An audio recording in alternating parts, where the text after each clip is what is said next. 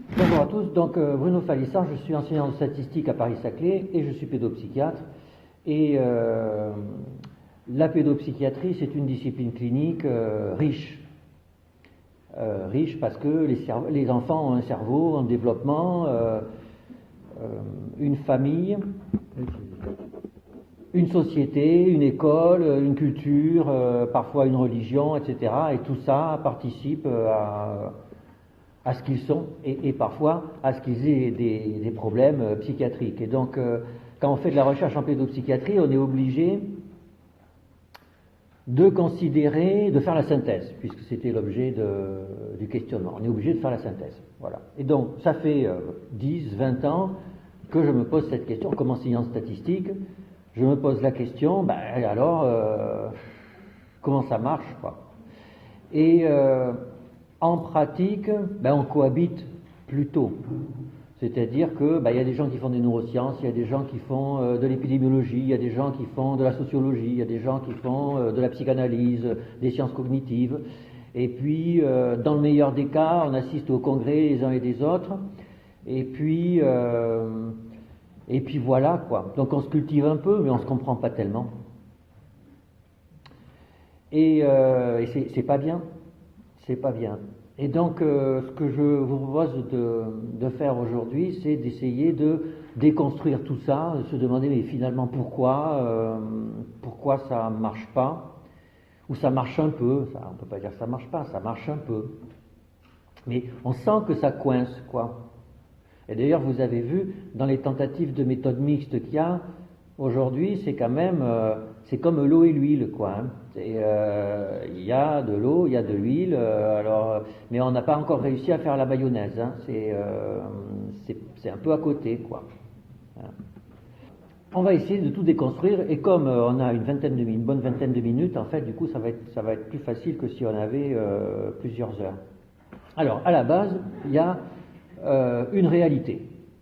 Voilà, on va faire l'hypothèse je fais l'hypothèse que vous existez vraiment, que Montpellier existe vraiment, qu'il y a de la matière, il y a des gens, etc. Ça n'est pas qu'une illusion, donc vous existez et la réalité existe. Partant de là, je vous vois. Comment j'ai accès à cette réalité? Ben, je vous vois, je vous entends un peu, même si vous êtes silencieux. Je sens la fraîcheur de ce bâtiment, etc. On a des sens, et ces sens nous construisent, font qu'il y a une construction d'une représentation de cette réalité. Et c'est très riche. C'est très riche. Nous avons plein d'informations qui arrivent en permanence à propos de cette réalité. Et alors, les animaux, sûrement, qui vivent comme ça, quoi. Bon, ben voilà, et puis ils ont des informations qui arrivent, et puis l'objectif, c'est de manger, de dormir, de se reproduire, etc. Et donc, on agit en fonction des besoins. Et alors, peut-être qu'ils ont une raison aussi, après tout, on n'en sait rien, comme ils ne parlent pas, c'est difficile de savoir, mais en tout cas, nous, on dit que nous avons une raison, et que, ça nous pousse à essayer de comprendre ce qui se passe autour de nous. Et il y avait Pierre Duhem, qui était un physicien bordelais, qui a fini sa vie en faisant de l'épistémologie, qui disait qu'il y a une lutte continuelle entre la nature qui ne se lasse pas de fournir et la raison qui ne se lasse pas de concevoir. C'est très joli. C'est-à-dire la nature fournit, donc voilà, on a des informations en permanence, et tout le temps, tout le long de notre vie, ça fournit, ça déborde d'informations, et nous, en permanence, on essaie de concevoir, c'est-à-dire de mettre tout ça dans des boîtes, et d'essayer de comprendre, de mettre en relation, etc., etc. Voilà. Et bien sûr, on n'arrive jamais à tout faire. Alors, l'autre point, c'est que nous, humains, nous sommes des êtres de communication, parce que, en fait, on est en société et on est beaucoup plus fort quand on est ensemble. D'ailleurs, on est tellement fort qu'on met le bazar partout en étant ensemble. Mais ça, c'est une autre histoire. Et donc, on est extrêmement habile pour travailler ensemble. Et pour travailler ensemble, il faut communiquer. Et pour communiquer, on a inventé un truc extraordinaire qui s'appelle le langage. Et donc il y a des scientifiques qui s'intéressent au langage, ils s'appellent les linguistes. Et c'est extraordinaire. La linguistique, c'est fascinant. Et c'est compliqué. Et d'ailleurs, ils ne sont pas toujours tous d'accord ensemble. Hein. Donc du coup, pour un non-linguiste, c'est pas si simple que ça de comprendre les travaux. Néanmoins, moi, il y a des trucs qui m'ont vraiment intéressé. C'est le concept de double articulation du langage. Vous allez voir, ça a un rapport avec le sujet. Hein. Double articulation du langage, c'est qu'en fait, il paraît que toutes les langues humaines ont cette double articulation. La première, elle est qu'on a des mots et que ces mots sont constitués de phonèmes ou de sons et de sons élémentaires. Donc il y a 30 à 40 phonèmes en fonction des langues. Et donc, vous savez, en gros, c'est les voyelles et les consonnes et tout ça, quoi. Hein. Alors c'est en gros, c'est plus compliqué que ça, mais c'est en gros. Donc on fabrique des mots avec des lettres, et puis on associe des mots ensemble pour faire des phrases. Alors là aussi c'est plus compliqué, ils disent des momènes, c'est-à-dire des entités de sens, parce que la jument par exemple c'est un mot, mais ça veut dire deux choses, que c'est un cheval féminin. Voilà, il y a deux unités de sens dans jument, alors que c'est un seul mot. Et donc pour le dire vite, on parle avec des sons qui construisent des mots, et les mots s'assemblent, ça fait des phrases et ça donne du sens. Et en plus ça s'écrit. Ça s'écrit, c'est assez magique, et vous voyez venir le qualitatif là-dedans, hein, bien sûr. Hein. Ça s'écrit et du coup ça se transmet. Alors, en fait, alors pourquoi c'est comme ça d'ailleurs? C'est intéressant parce que comme ça c'est très efficace. Vous voyez, s'il fallait associer un son à chaque concept qu'on a dans la vie, vous imaginez l'enfer que ça serait. Hein, ça serait juste impossible. Et donc en fait, le langage est extraordinairement subtil parce qu'en fait, il y a besoin de 30 à 40 phonèmes pour construire un langage matériellement, quoi, avec les sons.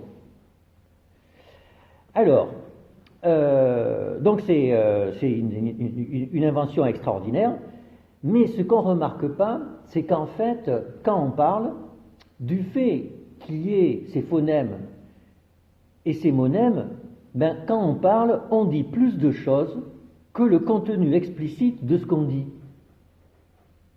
Alors je vous donne deux exemples. Le premier, c'est, vous savez bien, parfois on utilise des mots qui se rapprochent d'un autre mot, comme ça quand on les dit, les gens, enfin, ils entendent aussi autre chose, sans que ça soit officiel. Vous voyez ce que je veux dire, hein? On joue avec les mots, on va utiliser un mot, on sait qu'il ressemble à un autre mot, et on sait que les gens, ils vont penser immédiatement à l'autre mot, et comme ça on va faire passer deux informations en une. Et puis il y a des choses qui sont de la vie de tous les jours aussi, qu'on ne réalise pas. J'ai entendu un linguiste un jour dire ça. Imaginez que voilà, vous avez une tumeur qui trouve une grosseur au bras, et le médecin vous dit: oh là là là là, qu'est-ce que c'est que ce truc, ça m'inquiète. Bon, écoutez, allez voir un chirurgien, on va l'enlever, on va l'analyser. Bon, alors vous allez voir le chirurgien, et il enlève la grosseur, vous recevez l'anapathe, et vous dites à votre époux ou à votre épouse: c'est un kyste. Et si vous dites c'est un kyste, en fait vous dites avant tout, ça n'est pas un cancer. Mais c'est pas dedans. Vous voyez, la formulation c'est un kyste, en fait, dit beaucoup plus de choses que c'est un kyste.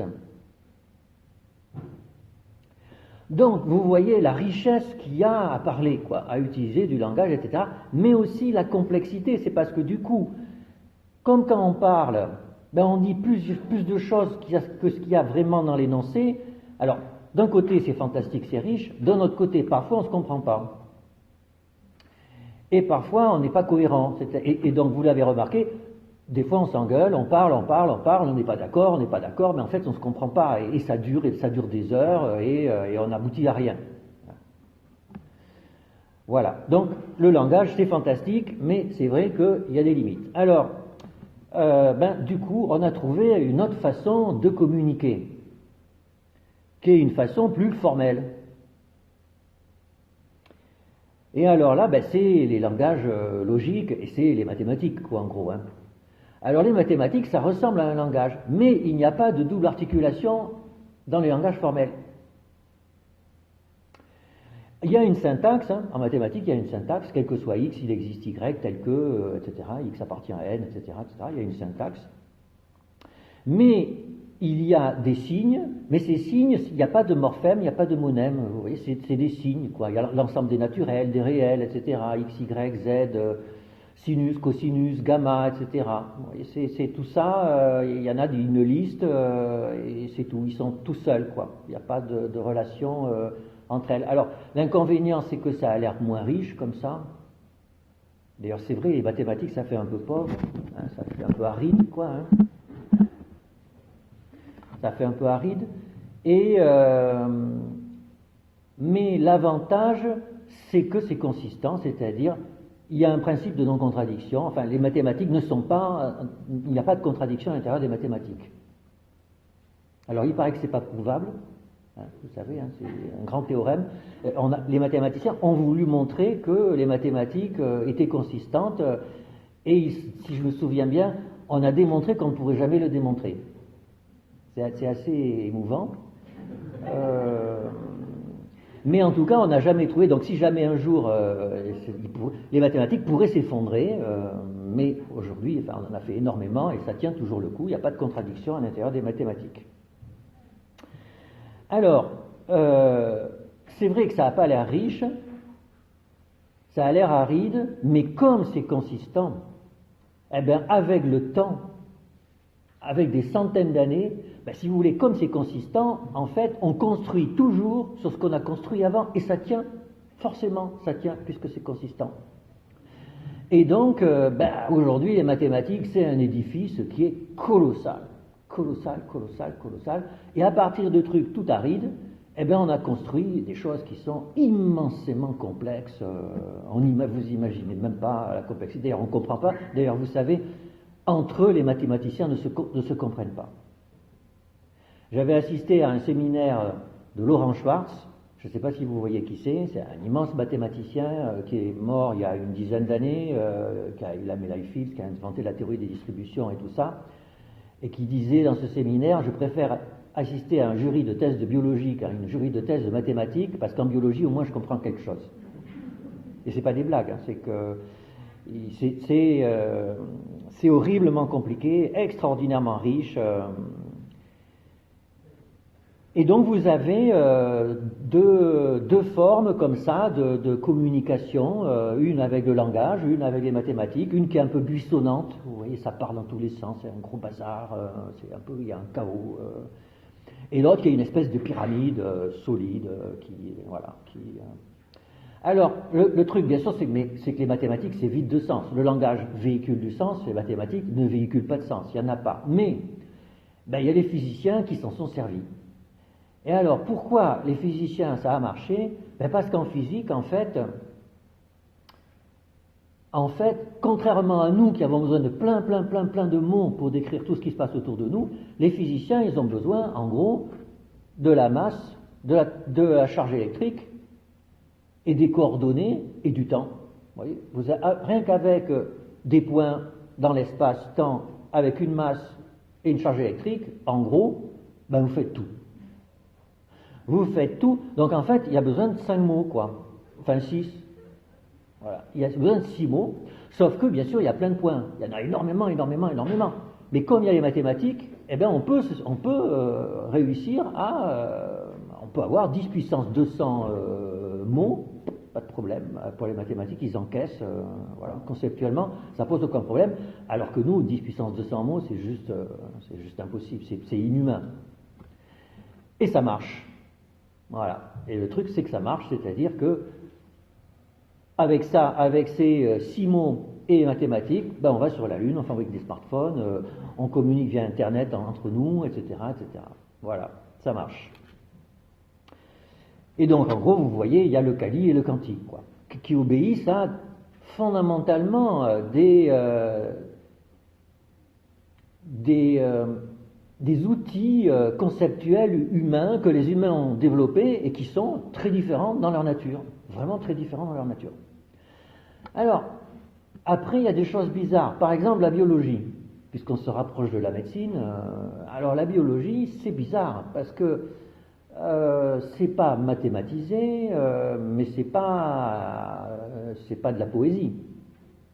C'est pas de la littérature, la biologie. On sent bien, d'ailleurs, c'est un peu aride. La biologie moléculaire, c'est aride. Hein.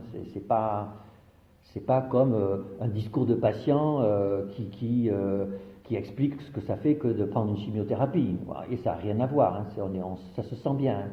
Alors finalement, comment elle est construite, la biologie? Alors, les épistémologues ont travaillé là-dessus.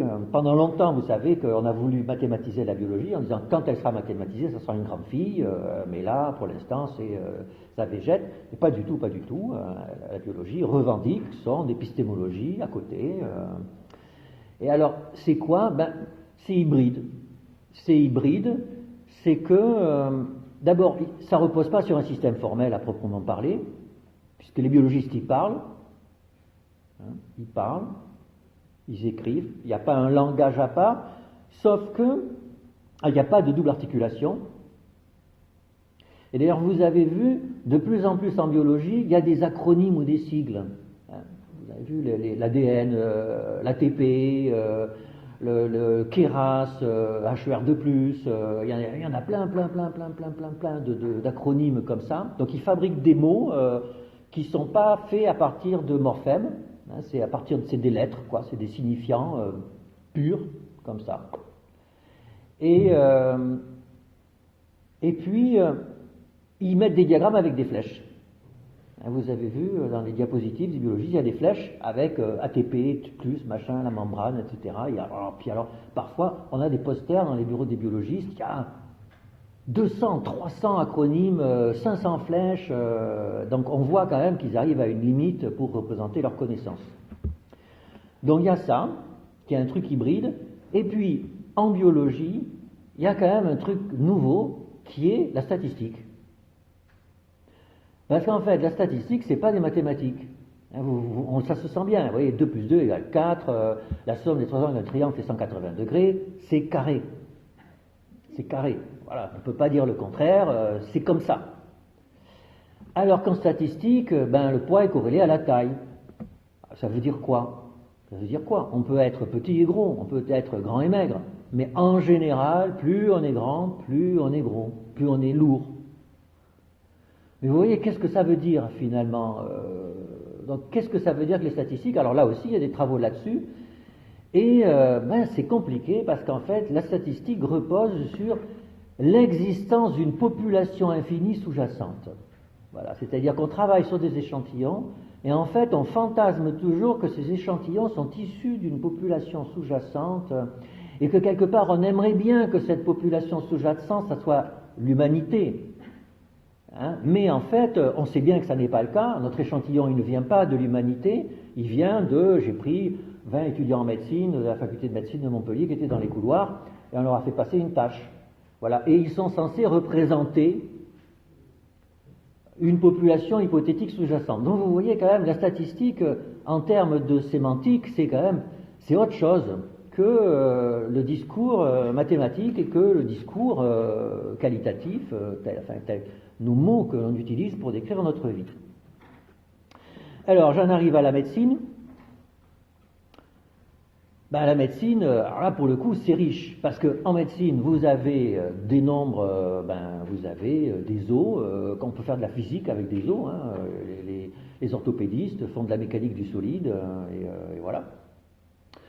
Vous avez bien sûr du vivant, qui obéit à une autre logique, donc il y a de la biologie, et puis en médecine il y a du pensant aussi, il y a un sujet pensant. Qui sait qui va mourir? C'est quand même pas rien. En médecine, on sait quand on sonne à la porte du médecin, on se rappelle qu'on va mourir un jour. Ça fait partie du métier et ça fait partie de l'expérience de la rencontre avec la médecine. Et puis il y a du social, bien sûr. En médecine, il y a du social, des inégalités sociales de santé, etc., etc. Croire en Dieu protège du suicide et des addictions. C'est comme ça. Je suis athée, donc j'ai pas de conflit d'intérêt, mais vous voyez, si on veut étudier la médecine, on est obligé de se poser des questions, même sur la spiritualité, puisque ça a un impact sur l'état de santé des gens. Donc c'est très riche la médecine. Donc du coup, forcément, on va avoir des champs épistémiques très différents.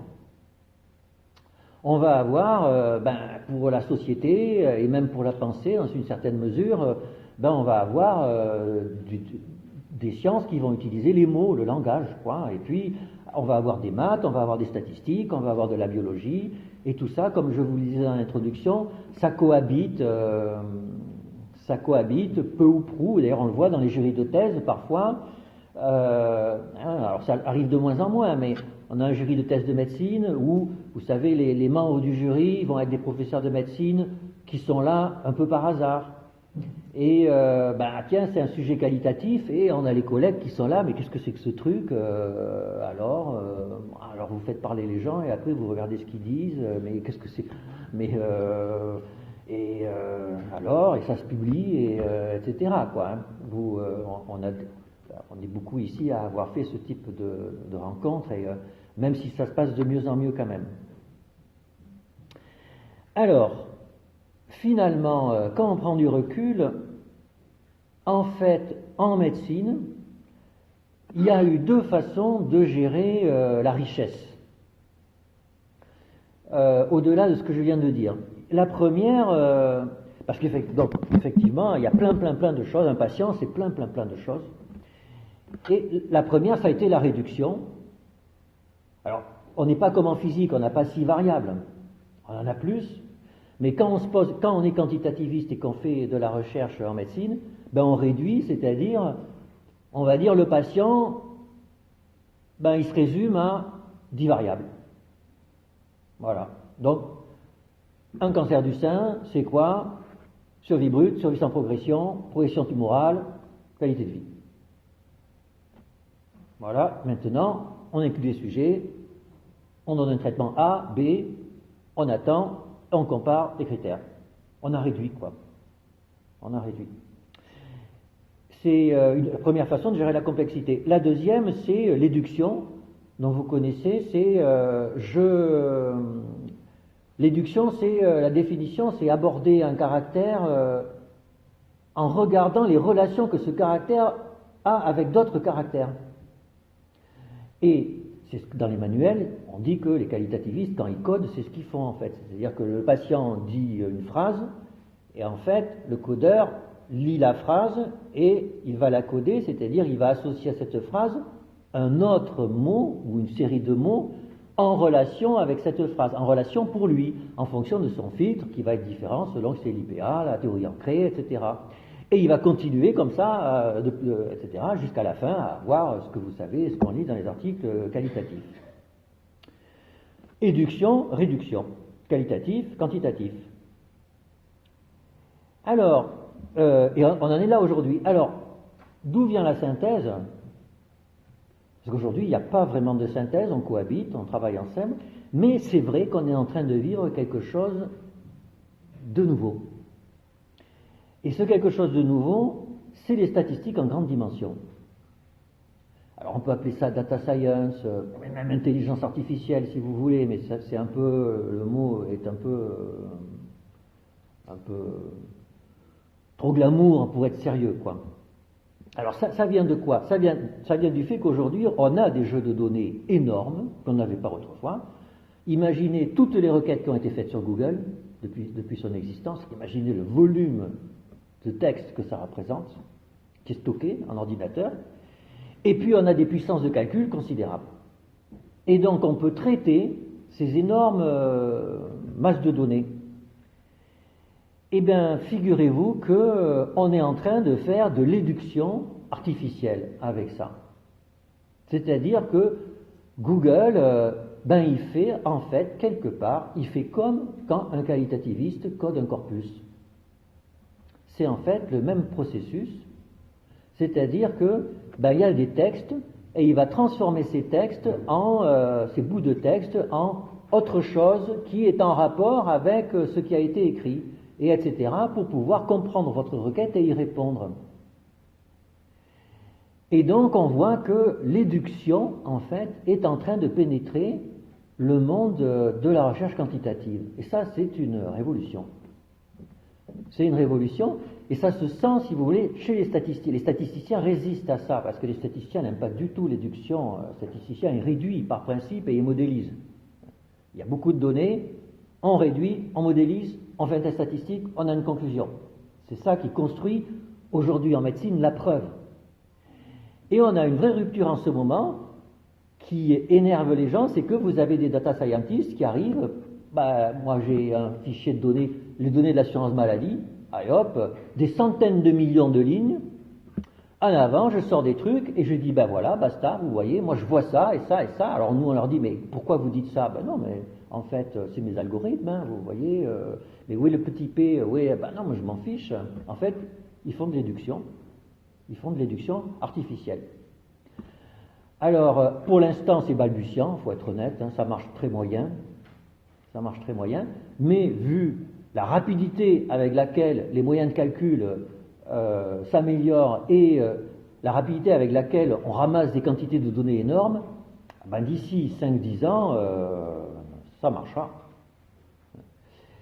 Et ça va poser des questions absolument passionnantes, c'est-à-dire peut-être que là, du coup, on pourra vraiment faire la mayonnaise, c'est-à-dire que on pourra en même temps analyser des corpus de patients avec des données génomiques mélangées et en tirant quelque chose, du sens, une espèce de sens mixte qui mélangera du qualitatif et du biologique, enfin du vécu, du textuel et du biologique, etc. Mais ça posera aussi des questions sur la preuve. Quand peut-on dire qu'on a prouvé quelque chose avec de l'éduction de ce type, hein? Vous savez, quelle est la preuve dans le qualitatif, quelle est la preuve dans le quantitatif, il y a des débats, mais là, chacun est encapsulé dans son épistémologie, donc ça va, mais une fois qu'il y en aura une qui mélangera les deux, ça sera plus compliqué. Je suis arrivé au bout de mon temps de parole. Merci de m'avoir écouté.